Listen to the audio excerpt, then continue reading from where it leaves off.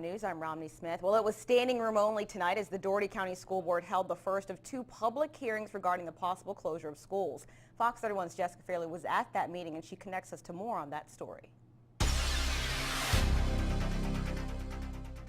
What do we tell the 500 that dropped out because they didn't want to go, because this school was not affected or that school was not affected? We don't get that chance again.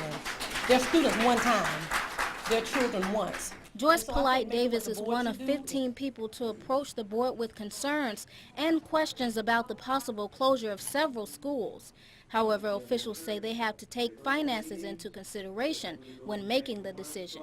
The estimated savings from the proposal are almost $2 million annually in terms of maintenance and operations and ongoing costs. And a one-time $11 million savings in SPLOST funds.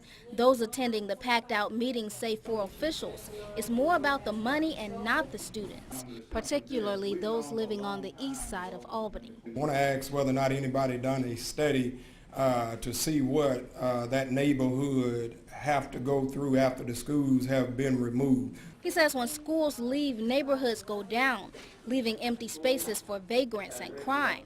Then there's the effect on the students. Did anybody take a look at how it's going to affect these children once they get bused to the different schools? Officials say at this point nothing is set in stone. Based on the feedback we received tonight, we'll go back and look at some of those other alternatives and options and see if one of those better meets the public's expectation.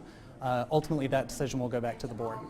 Jessica Fairley, Fox 31 News. So because of that story, in tonight's Viewers' Voice poll, we wanted to know if you feel the opinion of the public is really heard during public hearings and meetings. Here's how you voted. 20% of you say yes, boards take public opinion into account. 10% say maybe, we're heard sometimes. And 70% of you say no, boards make their own decisions. Get connected to our website, mysouthwestga.com, and vote in our poll every day. Then tune in weeknights at 10.